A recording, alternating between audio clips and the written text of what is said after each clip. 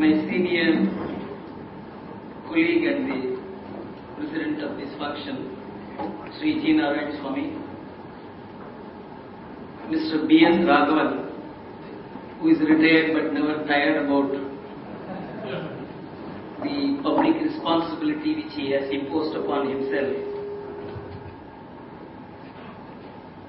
My junior and a colleague who gives me the confidence that people like me can retire and he will carry on the job more articulately and more profoundly than any of us can do. And Mr. Srividya Shivakumar, whom I heard for the first time today, and Mr. Shankaran, whose speech I missed. I partly heard Mr. Raghavan. For some of us who have been keenly observing the direction in which this world has been going in the last 2 decades, what has happened today is not much of a surprise. The only surprise element for a person like me is that it happened 2 years ahead of what I thought. See, the issue is not one of system. It is not an issue, according to me, of regulatory imperfections. According to me, it is not an issue of ethics, because I have a different view on the ethical implications which Mr. B.S. Raghavan tried to introduce into the present system. Because once you make greed the god of economics, ethics cannot play a role in that economics. And Keynesian model, which is actually a crisis economics, actually has been made regular economics. The only difference, as Mr. T.C.S. Srinivas Raghavan put it brilliantly in the Hindu Business Line about 4-5 days back, which is one of the most profound articles I have come across on the front page of any newspaper, that the Keynesian model was that the government should undertake investment responsibilities to put money in the hands of the people as income and make them spend. But the model today is you must make the people borrow money and spend. That's the difference. There is a huge difference. You are making people earn and spend, even though the employment opportunity provided may not be useful to us today, but it may be useful tomorrow. But you are making people borrow money, you are finding ways to lend money to people, and this has been going on for quite a while, maybe for about a decade and more. And the consequences of which could never have escaped a keen mind looking at the behavior of human beings. It is not just a failure, as I said, of a regulation. And for 2 years, many great minds articulated and differed and debated whether it is slowdown or a recession. 2 years they kept going like this. When everyone knew it was heading towards a collapse. And even today, there is shyness in admitting, there is apprehension in admitting, there is a fear, and a frightened world is refusing to admit that what is happening today is the collapse of a model, and I will try to make good what I am saying. It is not one of those recessions and depressions. If you look at America of 1930s, when depression economists lifted America through very powerful government action, now today this Fannie Mae, Freddie Mac and housing companies collapse. These were all the originations of depression economics. The government itself undertook the responsibility of lending money. The treasury operated the housing loan operation till about 1968, when Lyndon Johnson, because all these were accumulating as part of the fiscal deficit of the government, he privatized, he corporatized the what is called a kind of housing department, assets and liabilities, into housing loan company, and then privatized it, created, America always needs one competitor for another, and so they created Fannie Mae and Freddie Mac and made them compete. But still, the entire operations of these two companies were supported as if they were government companies, though they were not. And the whole world was made to lend over $5.2 trillion to these two companies. I will come to it later. Only one point I want to make: their capital is only $80 billion, and the assets and liabilities disclosed in the balance sheet is only $800 billion. Just 1:10 is their asset and debt to capital ratio. But the off-balance sheet liabilities taken means a leveraging ratio of 95 times. This did not come about in a day. It did not come about accidentally. It was a deliberately worked up, legitimate economic model which America followed. America was forced to follow because of the sociological, political, and therefore economic developments in the country, which is what I want to make you to say. Whether what America did was good for America or not is itself has become questionable, but we always held the view that such a thing would never have become acceptable or appropriate for India. They said it is a liquidity crisis, but from the beginning it was an issue of insolvency. You can never transpose an insolvency issue into a liquidity issue. And still 2 years went by on this debate. It's just a liquidity, there is tight liquidity, there is tight liquidity. And we believed it because Americans were saying it.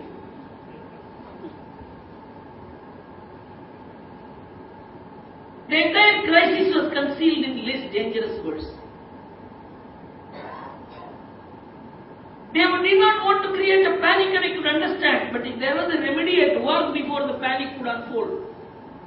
There was no remedy at work. Actually, there were all efforts to accentuate the crisis, balloon up the crisis, even in this interim period that I will come to when I am going to deal with America. Many people think that it is a global economic crisis. It is no economic crisis at the global level. It is a American economic crisis exported to the global level. And it was exported by the process of integration with America under the garb of integrating with the world. The German foreign finance minister said that we need our own model today. The same way as he was talking to the German parliament, at the same time, the French President Sarkozy was addressing his constituency.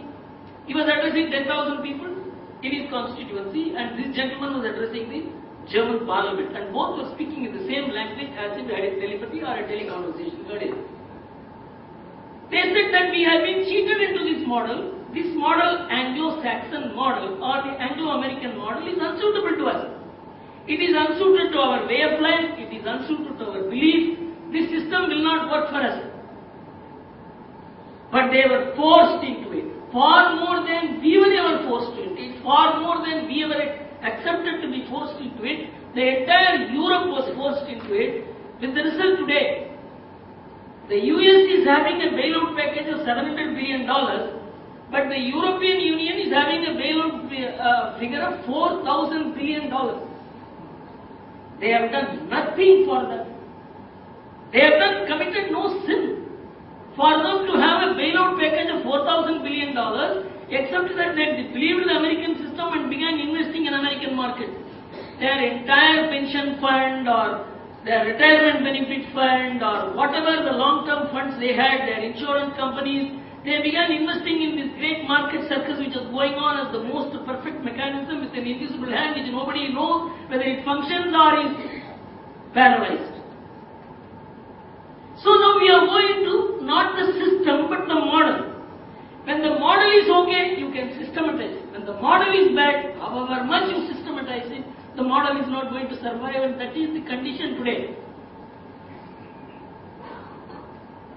The US was planned into this crisis. I will give you a small model by which this crisis developed. The US is a country which is praiseworthy for having undertaken to stabilize and institute and run a global monetary order after the Second World War by pledging its gold to defend the dollar, to make the dollar a stable currency of the world, and for all the world currencies to relate to dollar in a fixed manner. It went on for 20 years. If you look at the statistics of the world between 1950 and 2008, it is only between 1950 and 1970 the world had equitable growth, equitable employment, equitable distribution of wealth, and a faster rate of development, sustainable model. And in 1970 the collapse occurred, things went out of the control of America, black market in gold developed. First, America had defended the dollar by pledging the gold and saying that anyone paying $35 can get 1 ounce of gold from the American Federal Reserve System. In fact, there used to be an exotic estimate. If the gold that America had been reduced in a rope of half an inch thickness, it would go around the world thrice. That is the extent of gold stocks America had. But they pledged it in the interest of the world, and that is why America had a moral position in the world. No other country would pledge its assets like that. For instituting a global monetary system, America did. It had the philosophy to do it, it had the political will to do it, it had the ambition to do it, it had the military power to do it. And so you could understand America assumed the natural leadership of the free world, despite the fact that there were competing forces in the Cold War. America had the legitimacy of global leadership, despite the fact that American policies were not always appreciated. From 1970, the situation changed. America finds it difficult to defend the dollar. It dumps the dollar and says, we will no more give gold in return for the dollar. Dollar is no more gold, gold is no more the dollar, dollar is just a paper. But the world accustomed to dealing in dollar, in the absence of an alternative, had to continue to deal with the dollar which was not defended by gold. That's where the crisis starts. Then currencies are floated against each other. Currencies are traded only commodities. So the denominator itself becomes a difficult thing to identify. The crisis slowly begins to evolve from there, and they wanted to minimize the effect of the crisis by substituting a theory in place of gold called Washington Consensus. Most people have to understand that Washington Consensus was a theoretical substitute for gold standard, and they said if a country maintains its balance sheet well, if it borrows, if it doesn't borrow much, if it does not have inflation much, if it is able to live within its means, its fiscal deficit is under control, then like the shares of a company or value, the currency of a country will be value. This is how they began equating the currency values, and the currencies began to be traded against each other. And a new economics started, what was called the post-Bretton Woods model started. Even that would have functioned well, but for the fact that America found it was impossible for America to have a dollar operating in America. Only on these principles, they had to do something more and see what they do. In the year 1980, the bank deposits in America carry 23% interest. If somebody gets 23% interest, he will go nowhere near the stock market, and no Americans went near the stock market. Only 5.6% of the Americans were hooked to the stock market in the year 1980. And the rest of the monies were in bank. Their bank was like our bank, commercial bank, accepting for the purpose of lending or investment deposits of money from the public. It was precisely the banking system in America as it is here today. Then they find it is impossible to maintain the growth rate of America when America cut down the inflation from, at that time the running rate of inflation was in America was 12-13%. And they cut down the interest rate, brought it down. Well, Paul Volcker was the US Fed chairman, he was probably one of the best minds who handled this issue, brought down the inflation to something like 4 to 5% and handed it over to Mr. Alan Greenspan in the year 1987. Afterwards, America assumes a role, inherits a model, internalizes a model, which was a dynamite which was evolving in greater and greater destructive proportions. The interest rates began to be cut later. From 23% the interest rate is cut to 8% in 1990. And 25% of the American households are pushed into the stock market, from just 5% to 25%. The interest rate is cut from 8% in 1990 to 1% in 2001. 55% of the American households is pushed into the stock market. So the integration between households and stock market were almost complete. So the consumption economy and the financial economy have come together. Not that. The insurance pension funds, which used to invest in government securities in America or outside America, and they had about 4 to 5% investment in equity in the 80s. Their investment in equities went up to 60% by 2000 into the stock market. So retirement benefit funds, pension funds, very large part of the insurance funds and the household savings were invested into the stock market, and stock market became co-equal with the American economy. It is not the case in Germany. It is not the case in Japan. It can never be the case in India. Unless we understand this, we cannot understand how India is decoupled, how Germany is decoupled, how Japan is decoupled. Japanese have the largest savings in the world, about $12.5 trillion is their bank savings. $2.8 trillion they have only in their postal savings deposit. 56% of their savings is in banks, in which they give for a 5-year deposit 0.8% interest. Still they keep it in bank. They don't go to the stock market. In Germany, when the workers were given equity option, stock option, only 17% of the workers exercise stock option. In spite of a great public campaign done, it is in your interest to own shares in your company. You said, give me cash, I will put it in bank. So the entire social security system of Germany, to the extent of 80%, is bank funded. It was called an innovation system. Japanese system was called an innovation system. Because they had not taken to stock market. Only 7% of the German families are linked to stock market. You go to the website of German financial institutions, they say, our people do not want to get accustomed to stock market. In India, the same will be stated as the Indian people are backward and so they do not want to go to stock market. No mature economy, no economy with a sense of durability, no economy which has a family background, no economy which an individual cannot play with the money in the way he wants to play with, that economy never gets hooked to the stock market. This is the empirical result that is forthcoming. And you know what has happened in America in this process? There has been a complete integration of the real sector with financial sector with the consumption sector. Anyone with a basic and a keen eye for economics would have understood that by 2001, the American economy had all but switched off with the dot-com collapse.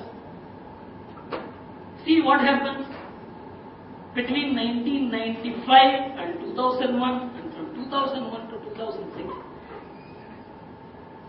All this evolved because they found that there is no way by which you can grow on the current assumptions. You have to make future assumptions, draw on the future assumptions, borrow on the future assumptions, project on the future assumptions and get money on that basis. This was called leveraging on future. A model developed in the year 1972. One economist by name Black, he devised a model and that came to be improved later. And one Myron Scholes and Robert Merton improved it further. And by about 1990s, the theoretical model came to be experimented on a massive scale in the stock exchange and financial markets. And the model is that the more debt at less interest you have, the small equity which you will have will yield high return. For example, if the interest rate is 4%, and the rate of return on capital in the industry is 10%. If the entire thing is debt, you will get a 6% return net after interest. But if the debt is 50 and the equity is 50, you will pay 2 rupees on the 50% debt, and the balance 8 rupee will be dividend on the 50 rupee equity. And they said if the equity is 10 and the debt is 9, you get a very high return on equity. And this model was worked to perfection, and they said that there is no risk of loss at all. And they perfected this model, and an institution by long-term capital management was floated in the year 1994 with these two gentlemen, Myron Scholes and Robert Merton being projected as prominent persons, and they were given Nobel Prize in the year 1998 for this grand innovation, and they put their Nobel Prize money into the LTCM. Within 6 months of their putting money in the LTCM collapsed. They lost the money and they went back to teaching. The LTCM collapse presaged what is happening today. But the US Federal Reserve System suppressed the whole thing, got the banks to come together, put together a $4 billion escape, and it was finished. And that model continued, and that is why the crisis today, and that is why not only the US, the whole world is in crisis because of this leveraging model. You know, bank stance which collapsed had a leveraging of 1:7 debt. When it collapsed, it had a leveraging of 1:28. You know, Barclays Bank is leveraged 1:62. Fannie Mae and Freddie Mac 1:95. And these are the people who told us, come and look at the Basel norms. You have to comply with it. Capital inadequacy. The entire government of India completely destroyed the Indian banking system virtually. And today, the unorganized sector doesn't get money from the banking system because of the Basel norms.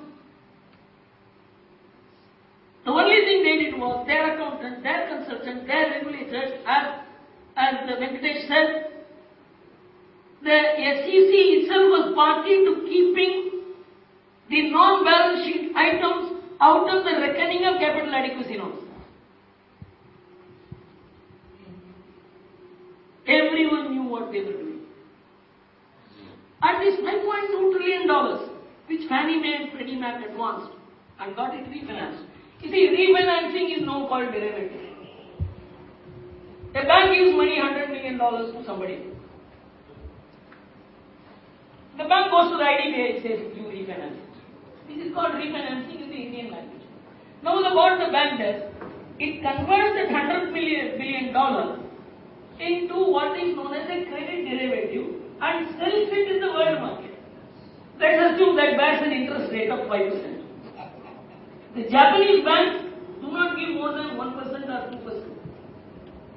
They give, as I said, for a 5-year deposit, they give 0.8%. If somebody goes and tells the Japanese bank, this is a AAA rated security and this bears an interest rate of 5%, then the Japanese banks invest in Fannie Mae and Freddie Mac. They have purchased a credit derivative and Fannie Mae and Freddie Mac have gone out of the transaction. Those who have borrowed the money will directly be responsible for those to whom this debt has been sold by way of derivatives. Like this, an internationally transactable derivative market was created and there were insurers for this money. Somebody saying, don't worry, this money will be paid. Somebody saying, no, this debt is such a AAA rated debt, I am certifying it, and he is the rating agency. Somebody says, I am guaranteeing this debt, and he becomes the insurer. And a whole chain of intermediaries, some 16 intermediaries were created to transfer the debt from one person to another person without anyone knowing whether the debt is realizable or not. That is how a very large part of the leverage in the debt of America was transferred to Europe. And that is why Europe is in trouble. And when America had this debt relief package of $700 billion, they made a small provision in the law relating to the package. They said this package will apply only to the American banks. But what happens to those banks which have purchased the American debt? Our own bank, ICICI, has purchased a debt of about $500 billion. They are making a provision of $250 billion. It is American loan mela at the global cost. But how this loan mela came? That is the most important thing. Once you get it, then you know where we stand, where the rest of the world stands. What is the model on which this whole thing has been built, and it is being sold to us. This is the model. You see, in America, by cutting down the interest rate, people were driven, those who were saving were driven from the banks to the stock market. And the banks ceased to be commercial banks, they became investment banks, because they found that nobody was going to give the deposit. Why run the banking industry? So they ceased to do banking business, they became mostly investment banks. The third thing that happened was that people found increasingly that there is nothing called family to live for. The family got disintegrated. 51% of the American families are single parent families, parent by the father or the mother, but not the father and the mother living together. With the result, what happened? Savings plummeted. And you look at the figure of savings of America in the year 1980. If you take $100 as the savings, 80 was the family saving and 20 was the corporate saving. It came down to 60 in 1990, 60-40, family 60, corporate 40. In the year 2000, family 45, corporate 55. In the year 205, family minus 12, corporate plus 112%. The family got into a net debt of $35 billion in 2005. It got into a net debt of $112 billion. By the third quarter of 2006, the money got transferred by way of consumption expenditure to the corporate profits, and whatever savings the families were making, they got transferred through the equity market into the capital fund of the corporate. In fact, in May-June 2008, when the credit crisis was becoming huge, Alan Greenspan was interviewed. What will happen? Don't worry, our corporates have a $60 billion revolve fund and they will be able to manage the situation. Within 3 months, the Lehman collapsed, Merrill Lynch collapsed, corporates did not part with $1. They said it is our money. Government became insolvent, families became insolvent, corporates became rich. This was the economic model devised by cutting down the interest rate. Whenever interest rate cut is claimed in India, the ultimate destination for this is this. India can never operate on a low interest rate. It has to have a 10% interest rate according to me, because our social security is looked after by families. It is not government which looks after social security. If America can afford a 51% single parent family, it is because the American government looks after the children, governments look after the parents, it looks after the infirm people, and how long they will be able to look after we don't know, but they look after today. With the result, the families find no meaning in saving. Better live. And not only live by spending, by borrow and spend. There was an economist in India whom we produced some 5,000 years ago. As his name was Charwaka. He said the same thing. When somebody was anxious to live well and he didn't have money, Charwaka said, why are you so sunken in your mood? Your neighbor has money, why don't you go and borrow? He said, how will I borrow? I can't pay. Who said you should pay? You need not pay. And he said it is unethical. It is unethical, it is God. Said, in my next birth I will suffer. Who said that is next birth? Somebody is fooling you. Charwaka commended to our people, you borrow and live well. If you can't pay, say no. He elevated him to the status of a rishi, but he never followed him. But America did it 5,000 years later.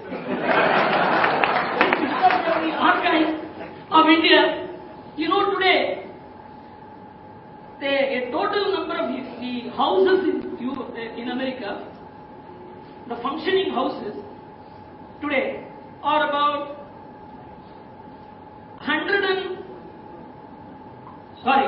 98 million is the functioning household. That is renter and owner occupied houses. In America, nobody is in the street. About 98 million houses. That means 9.8 crore households. The total number of credit cards these 98 million households have is 1.2 billion credit cards. Every house has something like 12 to 15 credit cards. And the total credit card debt is 2.8 trillion by 2006. Over and above that, they have a housing debt of $12.5 trillion, of which half the debt is by the government companies called Fannie Mae and Freddie Mac. And these debts were not given for someone to buy the house. It was given for someone who already owns a house, whose house value has gone. For example, I bought a house for 10 lakh rupees.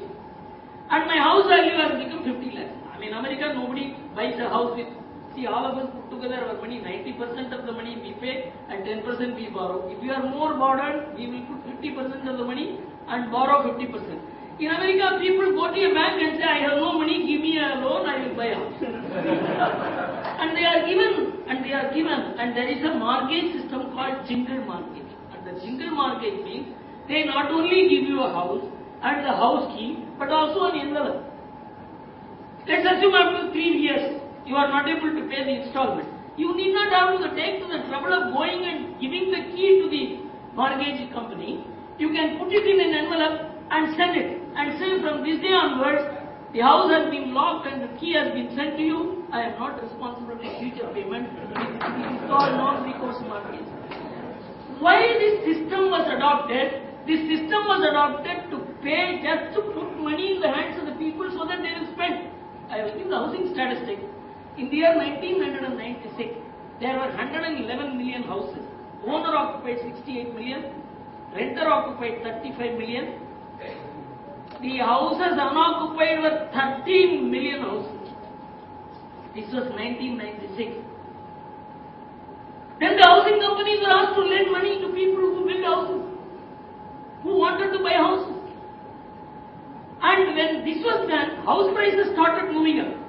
If you look at the graph of house prices in America in relation to the GDP, in 1995, the housing price, the value of the house and the GDP were almost equal. 106% is the value of the houses as related to the GDP, which was 100 to 106.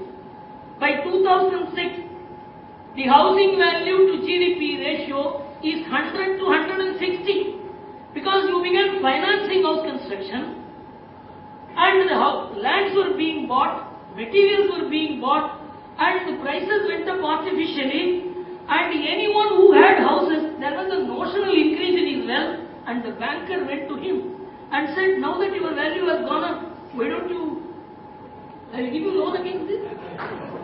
And he said, what will I do with the loan? Enjoy your life, what is there? After all, even if you don't get employment, the government is going to take care of you.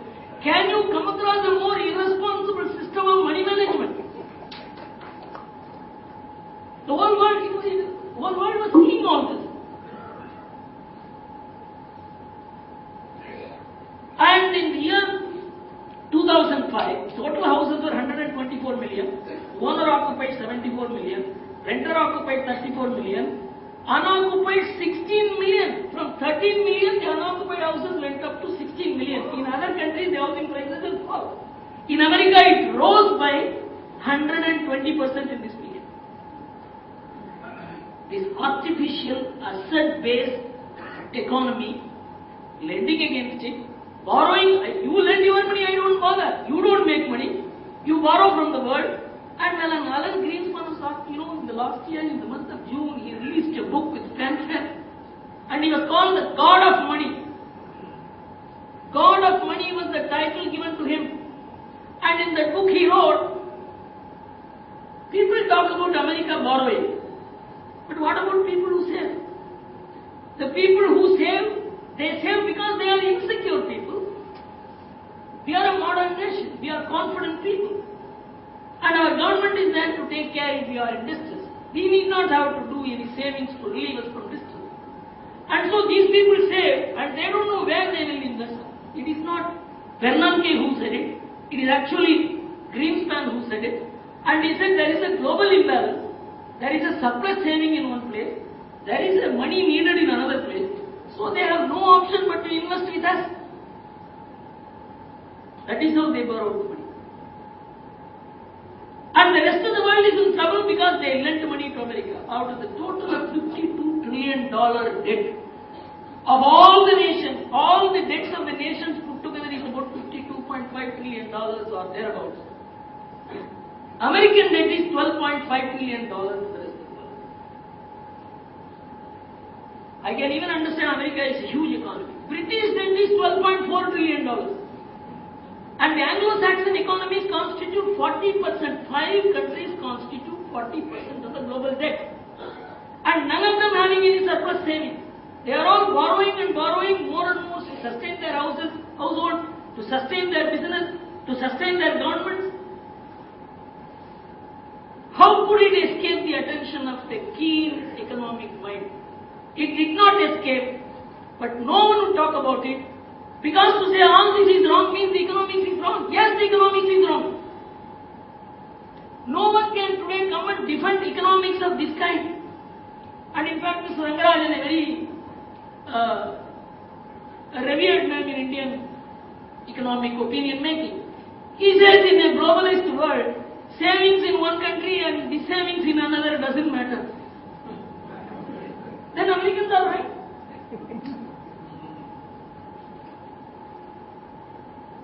We need to understand that there has been a shift in the American economy, where the initiative has left to the hands of the people, the households, and the government, and it had gone into the hands of a very few powerful corporates.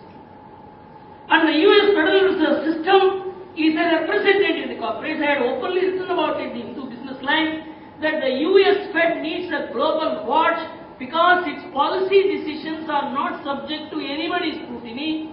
The US Federal Reserve System governing body members are appointed for a term of 14 years, when the American president's term is 4 years and the American congressman's term is 2 years.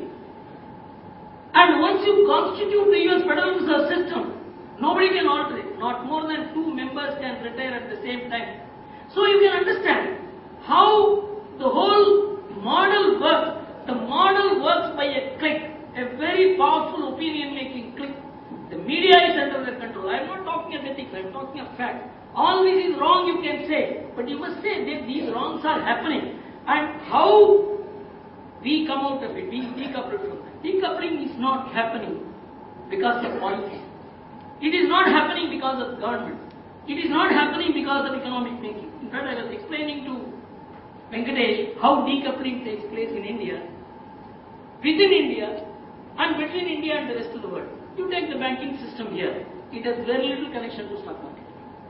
It has some connection to foreign exchange market. And the non-banking finance companies have some relation to bank. And the non-banking finance companies are related to the non-corporate sector, it relates to the non-farm commercial sector, it is related to corporate sector, the banks are related to corporate sector, and the stock market is related to corporate sector, and the consumers are related not to the corporate sector directly in India, but only very minutely indirectly. They are related to banks, and you see the decoupling takes place here, this way. In America, 55% of the households are linked to the stock market, 100% of the corporates are linked to the stock market, 60% of the government funds in the pension funds and retirement benefits funds are invested in stock market, and stock market is the economy of America. You can understand, in America nothing is, real sector is not decoupled. For example, GM has given a statement, General Motors. It used to be said what is good for General Motors is good for America and vice versa. That was the status of General Motors as a corporate, as the brand of America. They issued a statement yesterday. If American government is not going to give us cash, we will close down. It has nothing to do with the demand. Because they have sold cars for the next one generation now. They are now trying to sell cars for the people in the womb today. By lending money. This model, which according to us was never sustainable for the US itself, was being globalized, universalized, and we were asked to follow that model. This is where our people went wrong. Many things to say, but only one thing I want to emphasize. We need an original thinking for India. Why Indian society? Why Japanese society? Why the German society refuses to invest in stock market? And why still the Indian mind looks at the stock market to decide what is the meter of the Indian economy? Because our mind is controlled by the American opinion-making model. It has nothing to do with the realistic situation in the country. Just 2% of India's savings get into stock market. And Economic Times writes, when India scales 20,000, India has become a superpower because it took 20 years to reach 10,000 and took only 10 months to reach the next 10,000. Of course, it took 8 months to reach back to 10,000. And India is a global power. Just to become, Sensex makes India a superpower and not Pokhran atom bomb. See how, and when Pokhran atom bomb was blast, Economic Times wrote, it is the most uneconomic decision. Nobody would have looked at India but for the Pokhran atom bomb. The economists keep abusing India, the population that India has. If India had a population of only 5 crore, nobody will look at India. How many people know? The people are the strength of India. How many economists have recognized it? So we need a revolution in our thinking. And I conclude my speech as I do in many cases with an incident in the life of Maharishi Aurobindo.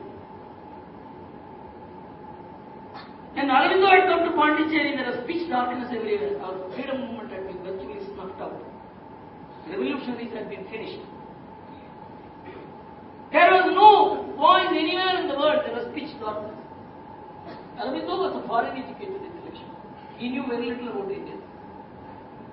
But he was looking at a mad mystic called Pullachami, about whom Subramanya Bharati had written poems as to how great a mystic he was. But he was wandering like a madman.